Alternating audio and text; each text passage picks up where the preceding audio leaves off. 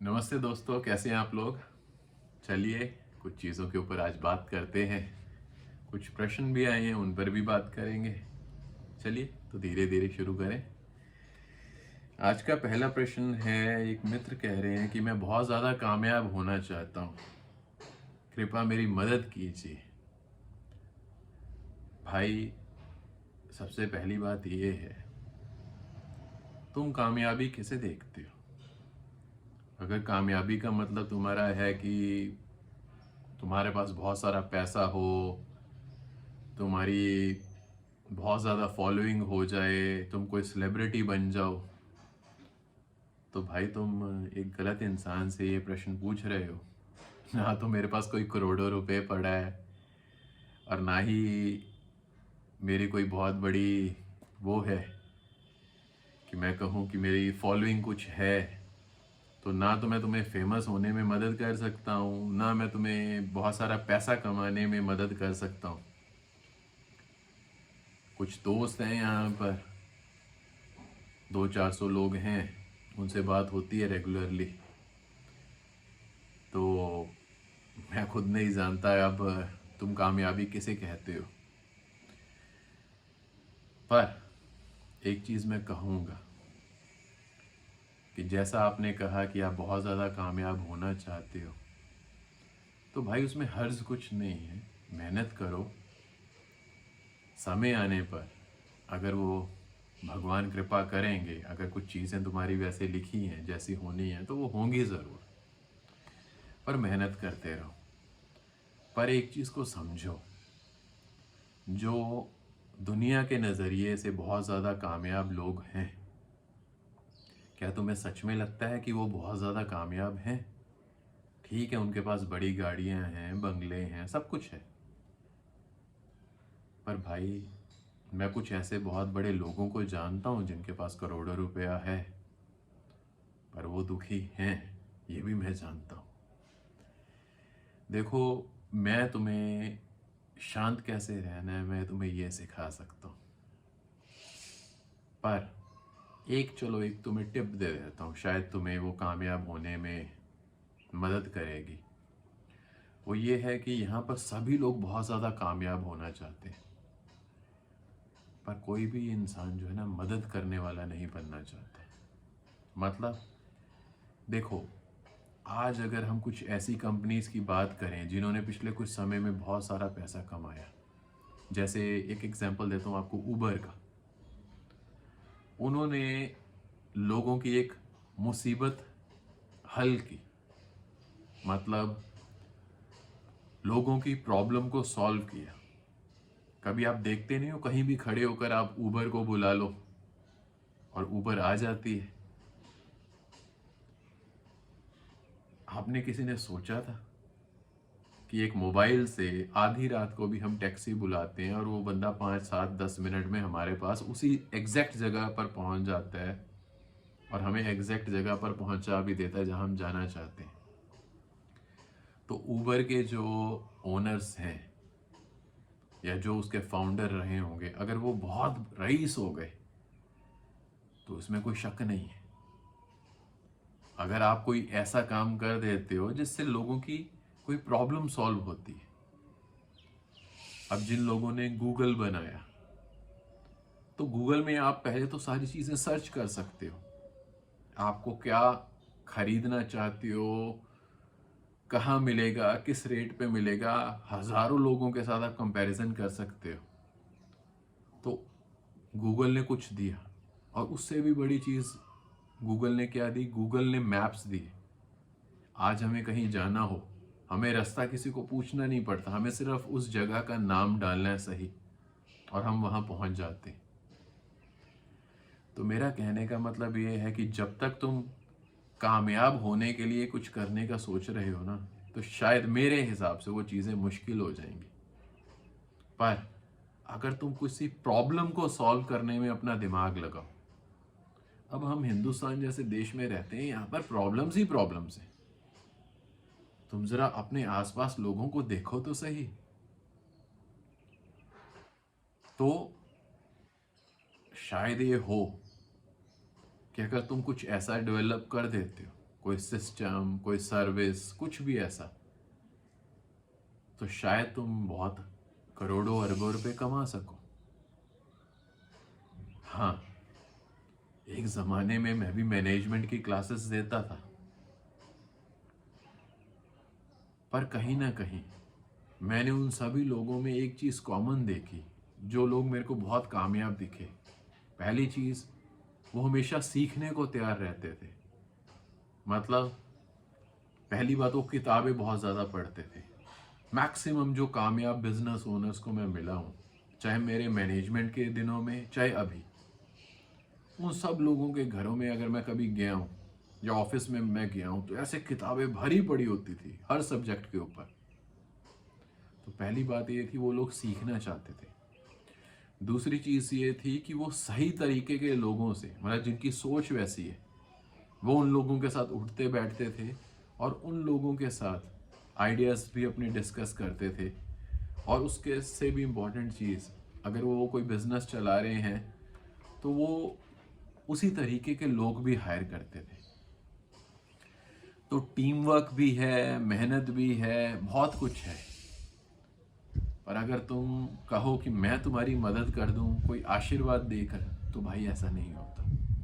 आशीर्वाद देने में लगता क्या है, मैं अभी कह देता हूँ तथास्तु, तुम बहुत कामयाब हो जाओगे।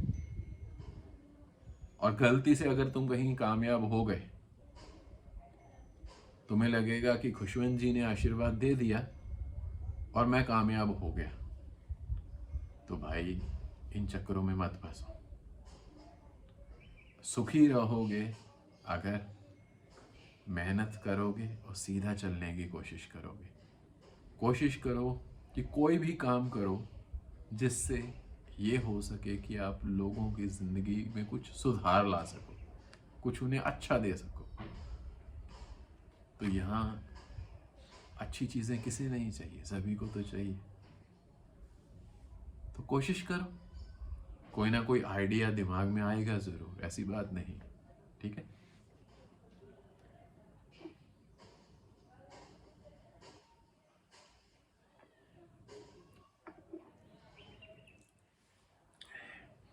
दूसरा प्रश्न है, एक मित्र ने कहा है कि मैं अपनी बीवी को बहुत ज़्यादा प्यार करता हूँ, पर अभी भी मैं दूसरी लड़कियों की तरफ बहुत ज़्यादा आकर्षित होता हूँ, मैं क्या करूँ? देखिए भाई, सबसे पहली बात एक समझिए, ये चीज़ें बहुत ज़्यादा कॉमन है। आज से नहीं, महाभारत के ज़माने से या उससे भी पुराने, समझ रहे हो? तो कुछ अलग नहीं है। पर बात ये है, अगर हम सिर्फ वासना की ही बात करें, शरीर की वासना की, तो तुम्हें एक चीज़ बता दूं, तुम एक लड़की के साथ हो, 2 लड़कियों के साथ हो जाओ या 50 लड़कियों के साथ भी हो जाओ, कभी वासना पूरी नहीं होती। जो भगवान बुद्ध ने 4 आर्य सत्य कहे थे, उनमें से एक ये था कि वासना दुष्पूर्ण है, और वासना जो है वही हर दुख का कारण बनती है। मैं तुम्हें सिर्फ एक चीज़ कहता हूँ, ईमानदारी से अपने आप से एक बार पूछना, आंख बंद करके बैठ जाना और अपने आप से पूछना कि क्या तुम्हें और लड़कियां भी मिल जाए भोगने के लिए, क्या तुम्हारी तृप्ति हो जाएगी? नहीं होती।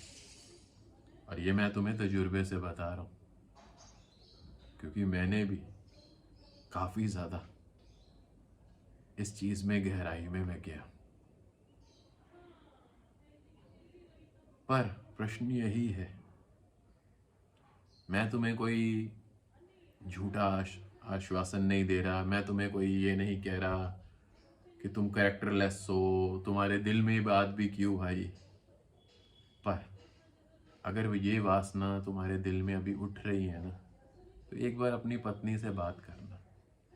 शायद थोड़ा सा झगड़ भी पड़ो तुम, पर अगर तुम्हारी बीवी का दिमाग इतना सा भी खुला होगा ना, तो वो ये करेगी कि कोशिश करेगी कि हर तरीके से तुम्हें तृप्त कर सके,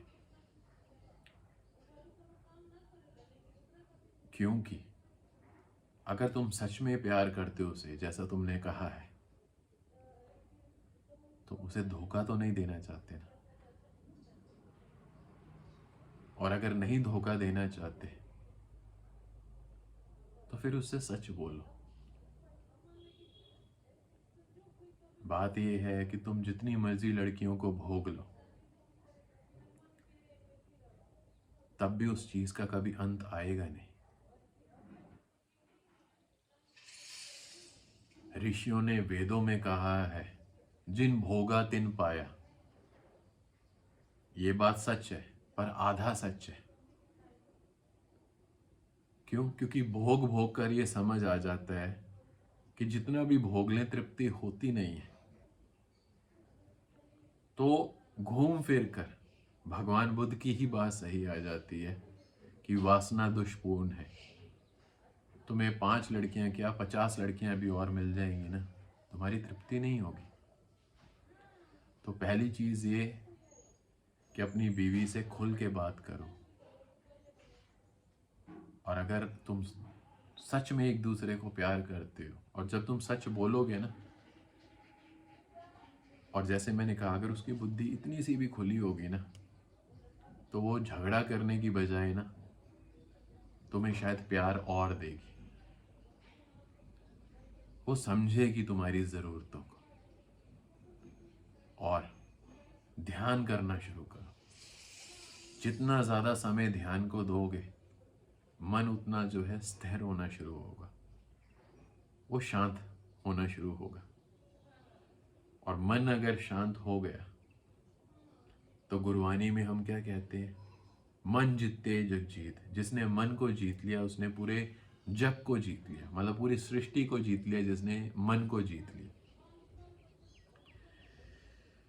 तो थोड़ा सा इस चीज को अपने अंदर अच्छे से उतरने दो और सुखी रहोगे। ठीक है। तीसरा प्रश्न जो है, मैं कहूंगा दूसरे प्रश्न से काफी मिलता जुलता है। एक सो कॉल्ड ब्रह्मचारी, मतलब ब्रह्मचारी अभी हुए नहीं है, उन्होंने कहा है कि मैंने ब्रह्मचर्य की कसम खाई है, पर मैं क्या करूं, मैं अभी भी वासना से जूझ रहा हूं। तो भाई एक बात कहूं, शादी कर लो। क्योंकि जब तक तुम कुछ भोग नहीं लोगे, मतलब जैसे मैंने अभी इससे पहले वाले प्रश्न पे जवाब दिया कि उस इंसान को तो अभी वासना पूरा करने के लिए उसके पास उसकी बीवी भी है, तुम्हारे पास तो कुछ नहीं है। और जब तक तुम भोगोगे नहीं, जब तक तुम काम को दबाओगे, वो चीजें तुम्हें दुख देने वाली और भयंकर दुख देंगी। क्यों? 2 चीजें होंगी। पहली चीज क्या होगी, तुम कहने को ब्रह्मचारी बन जाओगे, अंदर से वासना में जलोगे, और जहां मौका मिलेगा ना, किसी लड़की पर टूट पड़ोगे। और दूसरी चीज क्या होगी, तुम धीरे धीरे तुम देखोगे तुम्हें गुस्सा बहुत ज्यादा आना शुरू हो जाएगा। क्यों?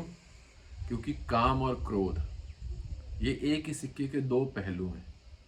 जितना कामी पुरुष होगा उतना ज्यादा क्रोध वाला होगा, जितना ज्यादा क्रोध वाला पुरुष होगा समझो उतना ज्यादा काम दबा रखे अंदर। तुम दबाओ काम को अंदर और वो पागल करेगा तुम्हें। फिर लड़ो भिड़ोगे इधर उधर, जहां काम करते हो उनके साथ लड़ोगे, दोस्तों रिश्तेदारों के साथ लड़ोगे, कोई तुम्हारी पार्किंग में आकर कार लगा देगा 15 मिनट के लिए और तुम लड़ने भिड़ने के लिए तैयार हो जाओगे। तो भाई अपने ऊपर कुछ तरस खाओ। और किस बेवकूफ ने तुम्हें ब्रह्मचारी बनने की सलाह दे दी है, ये बताओ जरा मेरे को। एक बार पहले मैंने एक वीडियो बनाया था जिसमें मैंने ये कहा था कि हमारे तो देवी देवता सारे शादीशुदा हैं, हमारे जो जितने गुरु साहेब हैं वो सारे शादीशुदा हैं, तुम्हें ब्रह्मचर्य का पालन करने का किसने कह दिया? तब कुछ लोगों ने मेरे को कहा था कि हनुमान जी ब्रह्मचारी थे। सच है, हनुमान जी ब्रह्मचारी थे, पर उनके लिए ब्रह्मचारी जो था वो होना सहज था। हनुमान जी ब्रह्मचारी बनने के लिए कुछ अंदर अपने दबा नहीं रहे थे। ब्रह्मचारी उनके लिए सहज था। तो जो तुम्हारे लिए सहज है तुम वो करो ना। भगवान शिव, भगवान राम, भगवान कृष्ण, गुरु नानक, महावीर, बुद्ध, जलालुद्दीन रुमी, सुकरात, लाओ तजू, च्वांग तजू, इतनी बड़ी लिस्ट है गुरुओं की, उन गुरुओं की जिन्हें हमने भगवान तक का दर्जा दिया, वो भी शादीशुदा थे। तो तुम किनकी बातें सुनकर इन चक्रों में फंस रहे हो? कुछ समय पहले हुआ, नेपाल में एक मित्र हैं, वो मेरे से अभी नाराज होकर बैठे हुए हैं कुछ समय से। उन्होंने मेरे को एक बार एक प्रश्न किया था। उन्होंने कहा था कि आपको नहीं लगता कि अगर मैं काम में उतर रहा हूं तो मेरी स्पिरिचुअल ग्रोथ नहीं हो पाएगी? तो मैंने कहा नहीं, ऐसा कुछ नहीं है। कहता मेरे को तो लगता है कि जब तक ब्रह्मचर्य पालन नहीं करेंगे तब तक ध्यान में आगे नहीं जा पाएंगे। अब वो ब्रह्म ज्ञानी तो अभी तक हुए नहीं है, पर जितना कि मेरे को उनके मुताबिक अभी पता चला है, वो आजकल हर किसी के साथ लड़ते भिड़ते जरूर रहते हैं। वो अपना पॉइंट प्रूव करने में लगे रहते हैं किसी भी चीज को लेकर। इतना गुस्सा अंदर भरा पड़े।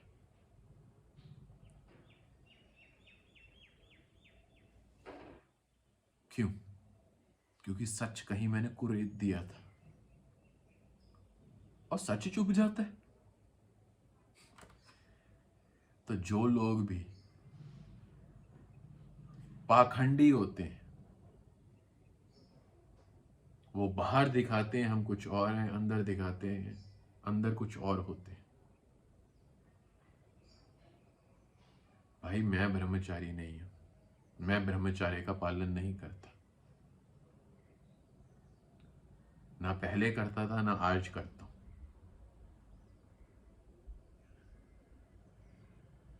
पर मेरे ध्यान में कोई विघन नहीं आया।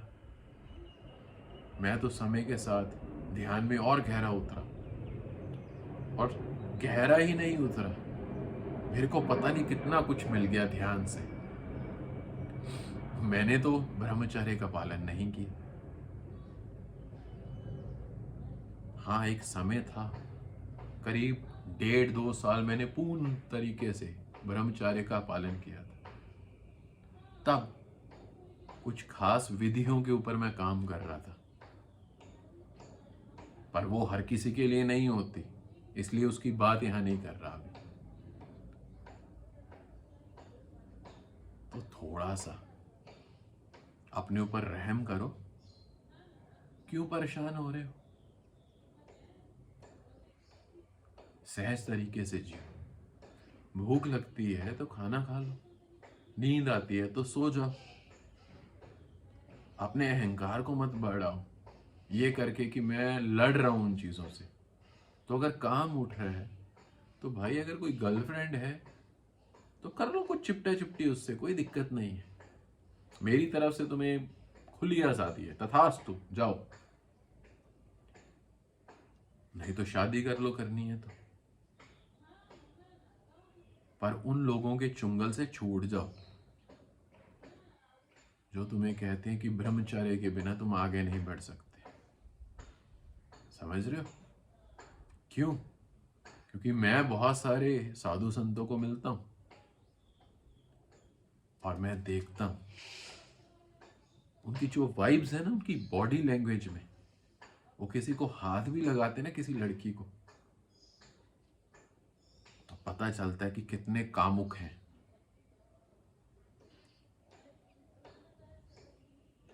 तो ऐसी बेवकूफियों में मत फंसो।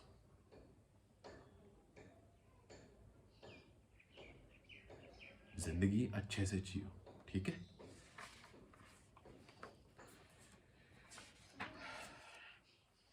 अगला प्रश्न है, एक महिला मित्र हैं, उन्होंने कहा है कि 7 साल हो गए उनकी शादी को, उनका कोई बच्चा नहीं है, और आईवीएफ भी उन्होंने ट्राई किया पर वो भी सक्सेसफुल नहीं हुआ, और अब डॉक्टरों ने ये कह दिया है कि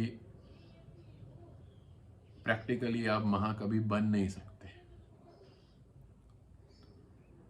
तो उन्होंने कहा कि अब मैं अगर अपने पति से ये कहती हूँ कि हम किसी बच्चे को गोद ले लेते हैं, तो वो मेरे से कई बार लड़ गए हैं।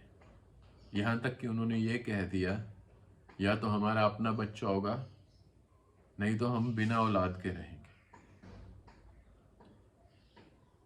तो कहती, एक तरीके से मेरे पति बहुत ज़्यादा मेरे को प्यार करते हैं, बहुत इज्जत देते हैं, पर इस मामले में बहुत ज़िद्दी हैं, और मैं माँ बनना चाहती हूँ। ये उनका प्रश्न है। देखिए, सबसे पहले तो एक बात को समझिए, बे औलाद होने का मतलब ये नहीं है कि आपको औलाद का कभी सुख नहीं मिलेगा। चलिए, आज मैं आपको अपने जीवन का एक सच बताता हूँ, बहुत बड़ा। मेरे 2 बच्चे हैं, एक बेटी है, एक बेटा है। मेरा जो बेटा है वो करीब अभी 17 साल का है, और आज से करीब 7 साल पहले मेरा डिवोर्स हो गया था। तो वो अपनी माँ के पास रहता है, और मैं उसे मिल भी नहीं पाता। उसके पीछे भी एक बहुत बड़ी बात है, कभी करेंगे उस चीज़ पर बात। तो एक तरीके से मैं ये सोचता हूँ कि अगर मैं सोचूं कि मेरा एक बेटा है, मैं उसे मिल भी नहीं पाता, क्यों? किसी भी कारणवश जो भी दूरियां हुई मेरे में और मेरी एक्स वाइफ के बीच में, और अक्सर कई बार बच्चों के लिए चीज़ें इतनी आसान नहीं होती जब माँ बाप अलग हो जाते, तो मैं काफ़ी समय से अपने बच्चे को मिल भी नहीं पाया। तो या तो मैं इस चीज़ को सोचकर मैं रोज़ दुखी हो सकता हूँ, या फिर आपको एक चीज़ और बताता हूँ। मैंने जैसे कहा, मेरी एक बेटी भी है, उसकी एज पता कितनी है? करीब 34 साल। वो एक बहुत बड़ी डॉक्टर है यहाँ पर पूना में। वो सिर्फ मेरे को पापा बोलती नहीं है, बोलती वो मेरे को मास्टर है, पर मैं हमेशा उन्हें बेटा बोलता हूँ। जानते हो क्यों? क्योंकि उन्होंने मेरे को एक दिन एक बात कही थी, कहती, खुशवंत जी, मैं आपसे एक चीज़ मांगती हूँ। मैंने कहा, क्या? कहती, मैं चाहती हूँ आप अगले जन्म में मेरे बायोलॉजिकल फादर बनो, मैं चाहती हूँ आप मेरे पिता बनो। तो मैंने कहा, अगला जन्म किसने देखा है? तू मेरी आज से बेटी हो गई। और मैं उसे, जैसे हम अपने बच्चों को प्यार देते हैं, मैं उसे बिल्कुल अपनी बेटी की तरह ही रखता हूँ। और वो मेरे को एक बाप जैसा इज्जत भी देती है, प्यार भी देती है, और मेरी छोटी छोटी चीज़ों का भी ध्यान रखती है। और अब आपको एक चीज़ और बताऊं, बहुत सारे बच्चे ऐसे हैं जिनको जन्म मैंने नहीं दिया। कोई 20 साल का है, कोई 22 साल का है, कोई 25 साल का है, पर वो मेरे को बाप जैसी इज्जत देते हैं। हर तरीके से वो मेरे साथ हमेशा खड़े रहते हैं। और जिसका मैंने बताया, जिन्हें मैं खुद अपनी बेटी ही कहता हूँ, उन्हें मैं बेटा ही बोलता हूँ, उनका नाम है स्नेहा, डॉक्टर स्नेहा। बहुत प्यारी है वो। मेरा कितना ध्यान रखती हैं आप सोच नहीं सकते। तो मेरा कहने का मतलब ये है एक तरफ मैं ये सोचूं कि जिस बच्चे को मैंने खुद जन्म दिया आज वो मेरे पास नहीं है, उस चीज़ को लेकर मैं रोज़ रो रहा हूँ या परेशान हो रहा हूँ। या मेरा एक नज़रिया ये कहता है कि जितने भी मेरे को अभी बच्चे मिलते हैं आगे, मैं उनको एक बाप की तरह प्यार देता हूँ। जिस तरीके से भी उनकी मैं मदद कर सकता हूँ मैं करता हूँ, पूरी कोशिश करता हूँ। ध्यान भी सिखाता हूँ, उन्हें सलाह भी देता हूँ, उन्हें कुछ भी चाहिए हो अपने तरीके से मैं उन्हें देने की पूरी कोशिश करता हूँ, एक बाप के तरीके से। और वो मेरे को अभी ही बाप जैसा प्यार देते। कल को मैं बहुत बूढ़ा भी हो जाऊंगा ना, तो मेरे को पता है वो तब भी मेरे पास ही है, चाहे मैं उनके साथ रहूं या ना रहूं।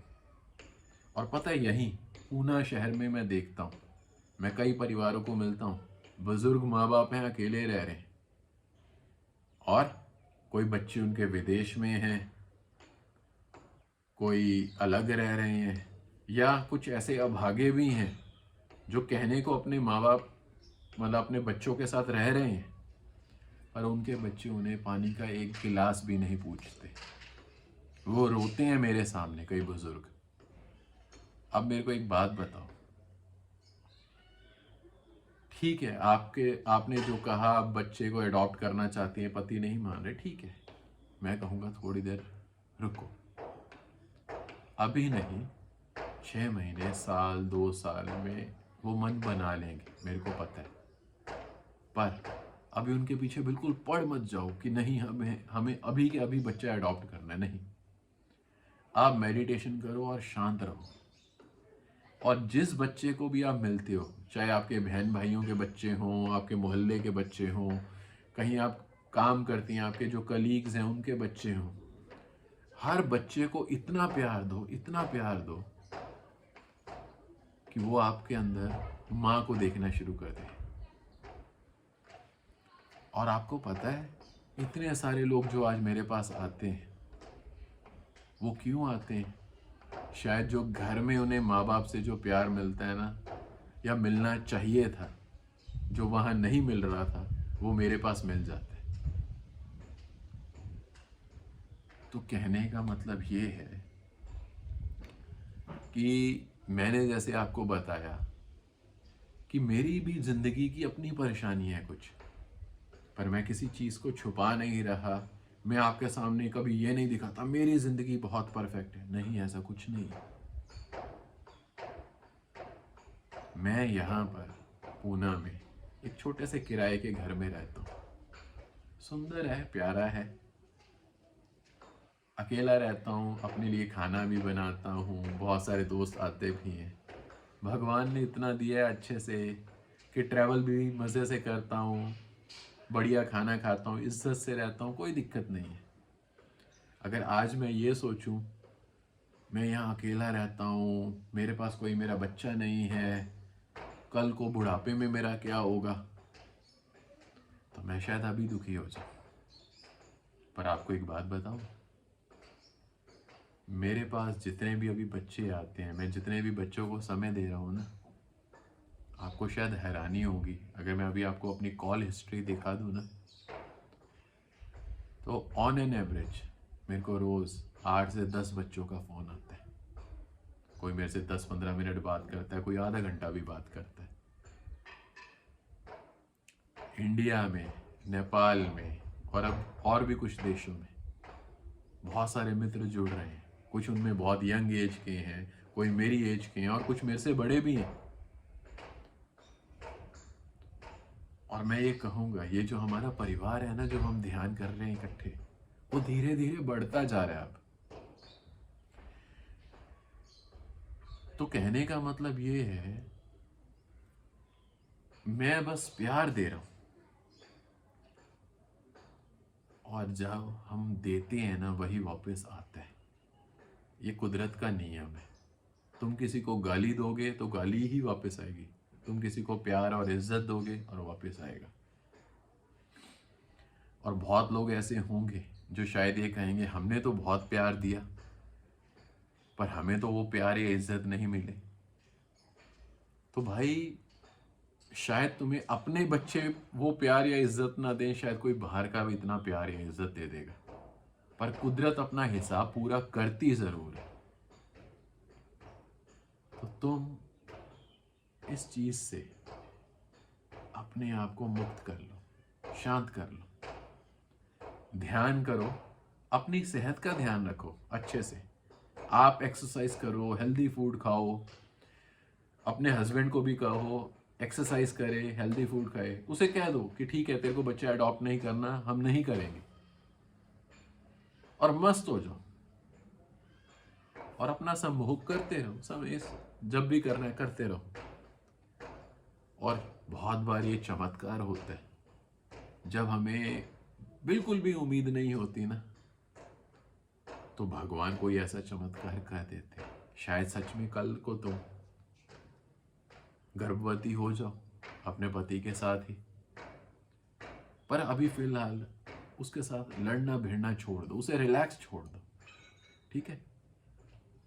और जो बच्चा भी मिले उसे प्यार और इज्जत दो। मैं आपको गारंटी देता हूं, आप अकेले नहीं रहोगे। आपको बहुत सारे बच्चे ऐसे मिलेंगे जो आपको सच में बहुत सारा प्यार और इज्जत देंगे, अभी ही नहीं, जिंदगी भर के लिए। क्योंकि जिंदगी चाहे जितनी मर्जी बुरी हो जाए, पर जिंदगी चलती अच्छे लोगों के कारण है। तो कोई जितना मर्जी भी मतलबी इंसान हो, पर अगर उसे कहीं ना कहीं ये जब दिखेगा ना कि यार इस इंसान ने मेरे साथ इतना अच्छा किया, तो कहीं ना कहीं उसके दिल से हमेशा एक दुआ निकलती जरूर है। तो इसलिए आप बेफिक्र रहिए, ध्यान कीजिए, अपनी सेहत का ध्यान रखिए, अपने करियर की तरफ ध्यान दीजिए, या अगर आप हाउस वाइफ हैं, होम मेकर हैं, तो अपने घर में कुछ चीज़ें कीजिए, कुछ क्रिएटिविटी को अपनाइए। कहने का मतलब ये है, रिलैक्स रहिए और भगवान की कृपा से सब जल्दी बहुत अच्छा हो जाएगा, ठीक है। बस इतना कहकर मैं आपसे और बाकी सभी दोस्तों से इजाज़त चाहता हूँ। नमस्कार।